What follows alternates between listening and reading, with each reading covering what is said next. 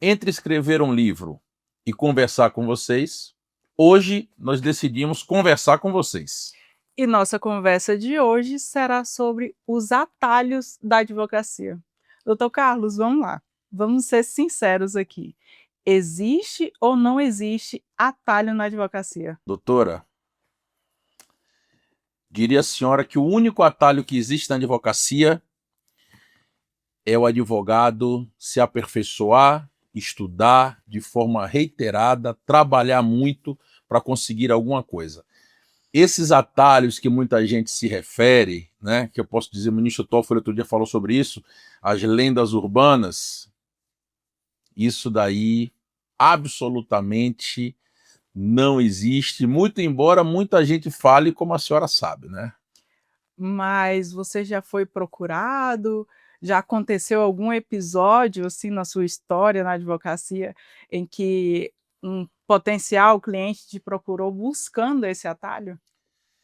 Infelizmente, acontece muito, com muita frequência. A senhora sabe que eu fui servidor do Poder Judiciário por alguns anos, fui assessor de ministro, trabalhei no Superior Tribunal de Justiça, no Conselho Nacional de Justiça, e muita gente acha que por conta disso nossa advocacia vai permitir alguma espécie de favorecimento. E isso absolutamente não existe. O que existe, e a senhora sabe que nós prezamos muito por isso, é a construção de uma credibilidade junto aos órgãos do Poder Judiciário.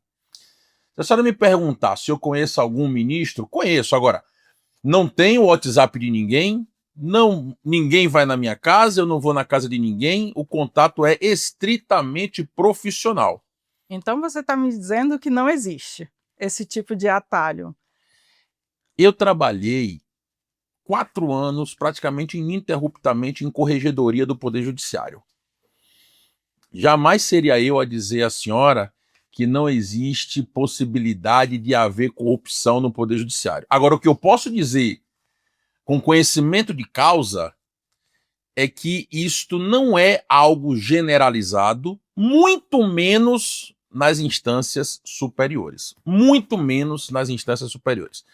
E eu costumo dizer uma coisa, doutora. Recentemente, nós tivemos um ex-presidente da República preso por quase 2 anos, sendo que ele ou o partido dele colocaram, então, 8 dos 11 ministros no Supremo Tribunal Federal. E ele foi preso, e aqui eu não estou entrando no mérito, Sim.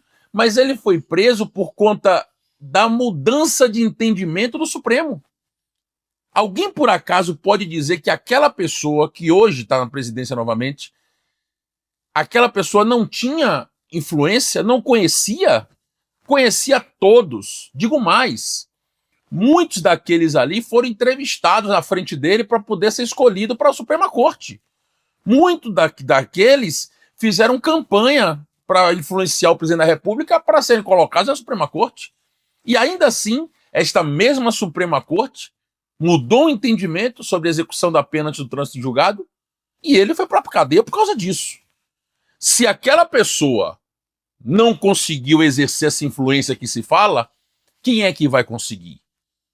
Não é da forma como as pessoas falam. O que precisa é que se tenha um trabalho técnico. Ah, mas depois reverteu-se o entendimento. Sim, reverteu-se à custa de um trabalho técnico que o advogado dele, então advogado dele, hoje ministro do Supremo, Sim. batalhou muito, foi xingado no meio da rua, recebeu porta na cara no judiciário. Digo isso porque passei por aquilo, porque estávamos juntos na mesma operação, clientes diferentes, mas na mesma operação. Ele passou por tudo que nós passamos, sem dúvida alguma. Se não fosse o trabalho de base feito, trabalho de convencimento, tenha certeza que não existe influência que possa reverter um julgamento da forma como as pessoas falam. Sim. Mas especificamente aqui no escritório, já teve algum caso? Vários. Eu vou citar para a senhora um caso de um fazendeiro, para quem nós advogamos, lá do Mato Grosso. Sim. Ele era acusado de feminicídio E ele, de uma família muito poderosa do ponto de vista econômico, e a vítima também de uma família muito poderosa do ponto de vista econômico. Ele estava acusado, foi preso, e quando eu me reuni com a família, como eu disse, lá do interior do Mato Grosso, que nunca tinha tido problemas a enfrentar com o judiciário, problema de ordem pessoal, e na hora que eu sentei na mesa, a pergunta foi: doutor, nós queremos saber quanto é que custa para soltar ele. Porque nós sabemos que em Brasília, com dinheiro, a gente resolve tudo. Aí eu me fiz de desentendido, perguntei assim: o senhor está querendo saber os meus honorários para trabalhar no processo? Não, doutor, seus honorários é outra coisa. Nós queremos saber quanto custa para soltar, porque nós sabemos que com dinheiro resolve. E aí? E eu disse a ele: doutora, vi que seria um processo problemático. Falei para ele exatamente o que conversamos aqui sobre, né, um ex-presidente que estava preso por influência, e dei a ele exemplos de pessoas que eram muito mais ricas do que o parente dele, e estavam presas, estavam enfrentando problemas, e que não era assim que funcionava. E disse uma coisa para ele: olha, se você me contratar, eu vou defender ele. Vou defender ele até de vocês. Porque vocês certamente, se continuarem com essa visão, vão se atrapalhar ali na frente. Bom, resumo da ópera, né?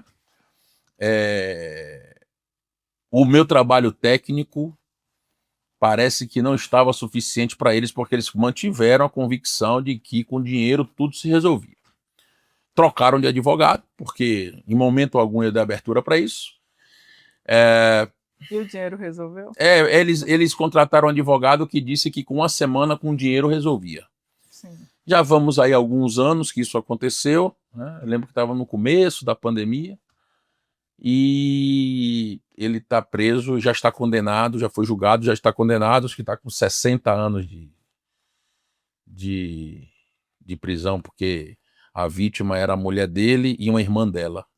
Então, E cumprindo pena. Cumprindo pena, nunca mais saiu da cadeia. Nós conseguimos, a única decisão favorável que ele conseguiu foi ainda conosco no Supremo Tribunal Federal, um pedido que fizemos, e a decisão se deu em 24 horas e não...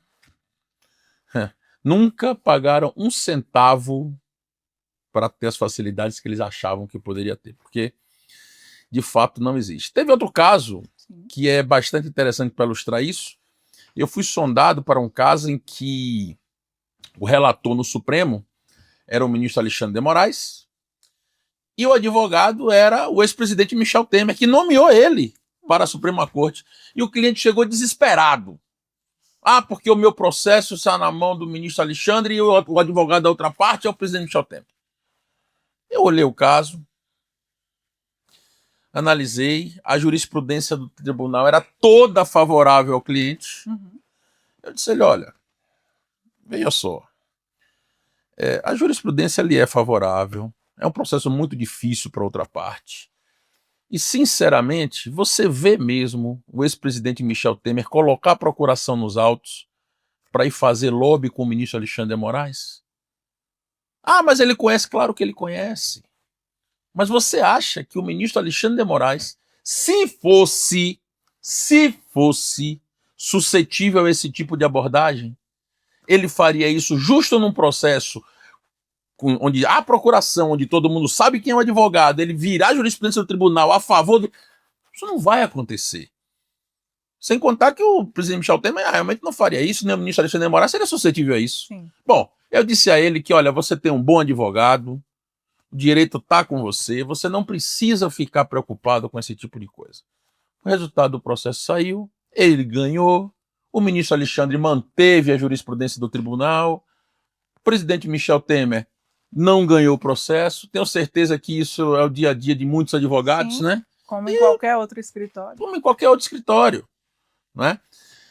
Claro, doutora, nós não somos ingênuos de achar que nenhum advogado procura isso, ou que nenhum magistrado eventualmente sente para falar de um processo, o que não é problema. Eu costumo dizer sempre que eu não tenho medo de advogado com procuração nos autos. Mas o advogado é fulano de tal, que era colega dele, que assim assado, que foi sócio dele quando ele era advogado. Não tem problema. Que bom que ele está nos autos. Que bom que ele está nos autos com procuração. E se eles forem jantar juntos, é apropriado? Talvez não seja. Mas isso daí não vai longe, doutora. Pode ter certeza disso. Agora, se você tem credibilidade, como nós procuramos construir, Sim. de ir fazer um despacho e dizer, ministro, a situação aqui é essa, Vossa Excelência sabe que nós não inventamos circunstâncias que não estão nos autos, é isso, isso e isso, e o que tem a favor do nosso cliente é isso aqui. A jurisprudência do tribunal é essa. Essa questão que está sendo colocada como óbice não é por conta disso, disso, disso. E com o passar do tempo, doutora, os magistrados vão vendo que você realmente trabalha de forma séria, e aí eu vou trazer para a senhora a jurisprudência, a experiência do outro lado do balcão onde eu estava, quando eu era assessor de ministro. Passaram pelas minhas mãos petições dos mais famosos advogados do país. E eu olhava advogados famosos ou não famosos, quando eles tinham uma atuação já recorrente no tribunal, a gente já sabia quem era o advogado que sabia o que estava falando. Então aquele advogado que você olhava, você dizia assim, ó, peraí, se esse camarada está falando isso aqui, vamos verificar. Ou aquele camarada que escreve qualquer coisa, já não tem aquela credibilidade. Então o principal é o profissional ter credibilidade. Se alguém acha, como se diz por aí, que todo dinheiro resolve, se alguém acha isso, faça a seguinte experiência. Eu convido quem acha, não, né? Que hoje com rede social todo mundo tem certeza de tudo. Para você aí que está nos assistindo, que tem certeza que em Brasília tudo funciona dentro de uma sauna com dinheiro sendo jogado para cima, faz o seguinte, pega um cliente seu que tenha posses, diz a ele que com 10 milhões de dólares você resolve o processo, bota o dinheiro na mala, pede um despacho ao ministro, chega lá e abre a mala de dinheiro na frente dele para ver o que é que vai acontecer.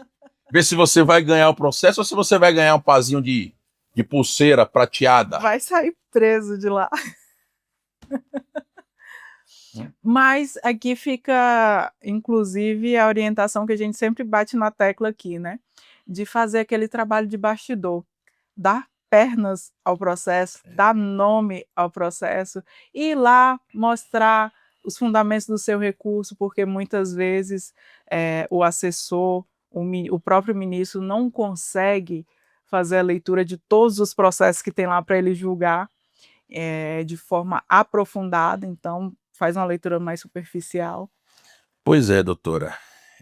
Eu tenho certeza, a senhora sabe disso, Sim. Eu tenho certeza de que existem clientes aqui no escritório que têm certeza de que nós tomamos vinho com o ministro. Por quê? Porque percebe que nosso trabalho dá frutos, que a gente consegue coisas que não são tão usuais. Ah, não, ele deve conhecer o ministro e tal, trabalhou lá. Eu não aceito que ninguém venha aqui e diga, eu estou te contratando por causa disso, eu quero que você faça isso e aquilo, eu quero que você... Não, isso não existe. Agora, se o sujeito vem aqui, eu dou meu contrato de honorários, ele assina o contrato de honorários, ela está dizendo quais são as minhas obrigações, as obrigações dele. Se ele acha que ele está tendo alguma vantagem extraprocessual, isso é um problema dele. Eu nunca vendi ninguém, nunca pedi, nunca aceitei nenhuma promessa de vantagem para quem quer que seja. Mas eu tenho certeza que esse imaginário é tão forte, como também, doutora, já tive clientes que saíram daqui. Engraçado isso, essa história é interessante. Eu já tive clientes que saíram daqui do escritório, porque acontece, realmente você tem um processo que é difícil, às vezes um gabinete está congestionado, você não consegue que julgue naquele momento, né, aquela coisa toda. Aí o cliente diz assim, olha, doutor, o senhor me desculpe, mas eu preciso de um advogado que tenha mais chegada lá no ministro. Ótimo, senhor, senhora fulano, fulana, muito obrigado pela confiança, me dá o nome do advogado que eu vou subestabelecer. E aí, por vezes, vem alguém que já foi ministro, um ministro aposentado, alguém que já foi já exerceu outro cargo público. E aqui não vai nenhum tipo de censura a esses profissionais, que eu tenho certeza que também foram procurados e ninguém saiu por aí catando cliente. E aí ele contrata, né, eventualmente um ex-ministro, uma ex-autoridade, e esse ex-ministro, essa ex-autoridade, às vezes nos procuram para fazer parceria no caso. Sim, acontece muito. Né? Por quê? Porque isso acontece, ninguém manda no magistrado porque tem uma relação, teve uma relação profissional com ele, porque advogou para ele em algum momento. Ah, eu vou contratar fulano que foi o advogado do ministro Beltrano no caso tal. Vai, eventualmente, tem o WhatsApp do ministro? Tem. Mas, não significa que ele tem influência. doutora, acho que as pessoas não têm noção do patamar em que se encontra uma autoridade dessa. Eu fico pensando, um advogado, que as pessoas pensam, né? Passar um WhatsApp pro ministro fulano. Ministro, eu tô com um caso tal aí, resolve aí para mim. Olha, ministro, vou aí falar com o senhor. Vai ser bloqueado. Não é? E vamos lá, nossa experiência do outro lado. Quando eu estava no STJ, assessorando o ministro recebia um advogado que ele conhece, recebia alguma pessoa influente, né? Recebia sempre no gabinete dele, agenda marcada. E às vezes eu recebia o memorial com o recado dele. Olha, recebi esse memorial, analisar a pertinência. Acabou.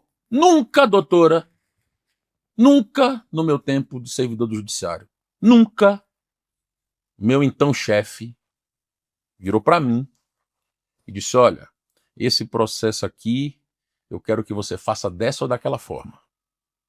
Nunca. O máximo foi receber esse memorial, verificar se tem pertinência. Não estava me dizendo nada porque eu verificava a pertinência em todos os processos. Sim. A orientação era qual é a jurisprudência da Corte Especial, se for o caso, qual é a jurisprudência da seção, qual é a jurisprudência da turma, qual é a jurisprudência do ministro. Esses 4 passos. E pronto. Se tivesse alguma coisa, por exemplo, que era o posicionamento da Corte Especial, mas o ministro divergia, colocava para análise dele. Ministro, isso aqui a Corte decidiu assim, mas o senhor tem decidido assado. O senhor vai seguir o entendimento da Corte ou vai manter seu entendimento? O que é que o senhor vai fazer? Pronto. E ele decidia sempre. Nunca fiz, nunca recebi orientação para eventualmente fazer uma análise processual dissociada do que estava na jurisprudência ou do que fosse costumeiro para ele. Nunca chegou e disse assim, veja aqui, esse aqui é o processo do meu amigo, vê o que a gente pode fazer para ajudar. Nunca. Obviamente que quem acompanha o dia a dia de Brasília sabe que fulano de tal é amigo do ministro tal. Sim. Ah, teve audiência. Sabe que ele teve audiência com o amigo. E no máximo, como eu disse para a senhora, vinha o memorial. Olha aqui, verificar se tem pertinência. E pronto. Às vezes não chegava a nada. Às vezes ia para análise dele e acabou-se. Nunca vi falar isso daí, uma cambalhota numa jurisprudência. Ah, mas teve o processo tal que o tribunal mudou de entendimento. E olha só, doutora, já parou para pensar que essas especulações sobre influência, propina, isso, aquilo, acontecem sempre quando nós temos decisões que soltam alguém, decisões que trancam a ação penal, decisões que anulam a prova, porque as decisões a favor do Ministério Público é que são as corretas, né? Sempre. Agora, quando aí não tem influência. Não, nenhum. Aí quando é uma decisão a favor do indivíduo, aí tudo é suspeito. Isso está gerando um problema no judiciário que infelizmente, nem todo magistrado tem coragem de enfrentar os tribunais das redes sociais. Sim. E aí eu digo sempre aqui, tem um desembargador no TRF1 que ele diz, antigamente o corajoso era o juiz que mandava prender, hoje o corajoso é o juiz que manda soltar. Então, tem gente que infelizmente não honra a toga que veste, que lava as mãos, o tribunal que se quiser que faça, o STJ se quiser que faça, o Supremo se quiser que faça. Eu estava vendo a entrevista do doutor Zacarias Toron, Alberto Zacarias Toron, que ele fala uma coisa muito importante. O judiciário no Estado democrático de direito, ele tem que ser contra-majoritário. Ele tem que ser contra a opinião pública. Porque foi a opinião pública que colocou Hitler no poder e que colocou Jesus na cruz. Sim. A opinião pública é o que é, a gente não tem aqui que... Mas nem sempre ela é movida pela racionalidade. Mesmo porque são leigos, né? Isso daí é atribuição do judiciário, que não por acaso é o único poder que não tem representantes eleitos. Não tem representante eleito para não ceder ao populismo. Interessante. E cada vez que a gente fica difundindo, não, porque tudo é no dinheiro, porque tudo é na influência, porque tudo é isso, porque tudo é aquilo, né? Mas a gente vai acuando o magistrado que não é corajoso. Sim, sim. Mas a gente vai acuando. Porque ele sabe que ele vai ser julgado no tribunal da Das sociedade, redes sociais. das redes sociais. Eu vi uma vez, discutindo num grupo de amigos, que teve uma foto de um advogado renomado aqui de Brasília, na praia, de férias, com uma autoridade. Não era uma autoridade do judiciário, não, mas era uma grande autoridade na época. Olha aí, o advogado confraternizando com autoridade X. Aí eu pensei assim, falando com meus amigos, né? Diz assim, olha, mais cedo ou mais tarde, alguém aqui vai ser autoridade de alguma coisa. Vocês, no dia que forem autoridades, façam o seguinte, quebrem seus laços de amizade que vocês fizeram pela vida toda, porque você não pode mais conversar com ninguém. Ah, é advogado, eu não vou conversar. Aí vai dizer, porque é isso, eu não vou conversar. Ah, porque é deputado, eu não vou conversar. Queira ou não queira, nós fazemos parte de uma elite que vai ter autoridades aí, no meu caso, que já estou com quase 50 anos de idade, na minha geração já tem deputado, já tem prefeito, já tem governador, já tem juiz, já tem desembargador, já tem ministro contemporâneo meu de faculdade. E aí? Vai Cortar laços. cortar laços. Quer dizer, se tem uma pessoa que eu conheço há 30 anos que vira ministro e eu eventualmente encontro no evento social, ele não pode falar comigo. Não pode tirar uma foto. Eu não posso participar do aniversário dele. Ou ele vir até o meu aniversário. Não pode. Isso daí é utópico. Me lembra muito, doutora, a história da raposa e das uvas, sabe? Por que a coisa não acontece do jeito que você acha que deveria, então você começa a colocar a culpa aqui e ali. Ah, é porque teve dinheiro. Ah, é porque teve isso. Ah, porque fulano é aquilo. Ah, porque fulano é aquilo outro. Pode olhar que essa questão do judiciário parte de muita gente leiga. Sim. Que nunca pisou num tribunal. Que não sabe como é que funciona. Ah, não, porque esse cara aí é isso, é aquilo, por isso que ele soltou fulano de tal. Que tem muita opinião. Lembra da história, doutora, do famigerado André do Rap, que o ministro Marco Aurélio soltou? Aliás, saudade do ministro Marco Aurélio. Soltou o André do Rap. E aí foi aquela confusão, porque é o dinheiro do PCC, do traficante, disso, daquilo. Foram perguntar a ele, ele disse, soltei e soltaria de novo, porque a lei diz isso. Aí foram procurar. Só que o ministro Marco Aurélio quebrava uma cara. Foram procurar. Ele tinha dezenas de decisões iguais. Para muita gente que o processo não tinha visibilidade nenhuma. Como ele dizia, processo não tem capa. Por que para ele seria diferente? Por que para esse sujeito seria diferente? Cadê o Código de Processo Penal que é diferente? Estava lá. A prisão, quando não for analisada com 90 dias, tem que ser relaxada. Caneta. Agora, ninguém foi perguntar por que o juiz não analisou conforme a lei mandava. Ninguém foi perguntar por que o Ministério Público, que devia fiscalizar, não pediu ao juiz, essa prisão aqui, processo só vira o bicho papão quando chega no Supremo. Quando tá lá embaixo que o promotor tem que agir, que o juiz tem que agir, que o desembargador tem que agir, não. Aí, não, sobra pro Supremo. Sabe o que aconteceu? O Supremo mudou de entendimento. Agora, se não analisar, não é soltura automática. O Supremo sucumbiu. O Supremo sucumbiu. E agora disse, passou um cheque em branco, juiz, não precisa reavaliar a prisão a cada 90 dias, não. Deixa. Deixa, porque não vai dar de ser soltura automática. O Nígio Macvarelli fez um favor. Analise, senão eu vou soltar. Ah, mas aí tinha que trabalhar muito, né, doutora? É. Aí tinha que trabalhar muito. Mas eu queria dizer para muita gente que nos pergunta, Sim. aliás, esse assunto surgiu de comentários que foram feitos. Você que está começando na advocacia, você que está tendo interesse pela advocacia, você que está pensando em ser advogado, tenha isso em mente. Risque da sua cabeça essa história de que você precisa arranjar atalhos. Você precisa ter credibilidade, você precisa dar a cara para bater, você precisa saber escrever para ser respeitado. Porque sendo respeitado, tenha certeza de que você vai muito longe. Se você quiser buscar o caminho fácil, você nunca será um profissional respeitado. Você pode até na sua vida ganhar dinheiro aqui e ali, um dinheiro que vai embora, que você vai se arrepender de ter ganho.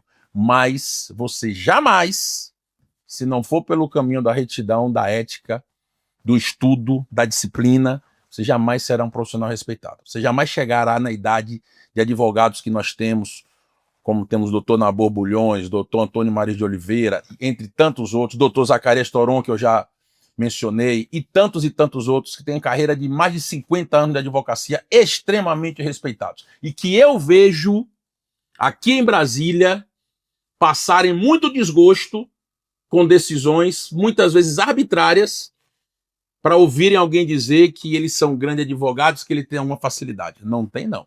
Eles têm credibilidade de serem ouvidos. E quando o direito é bom, você ter credibilidade conta muito.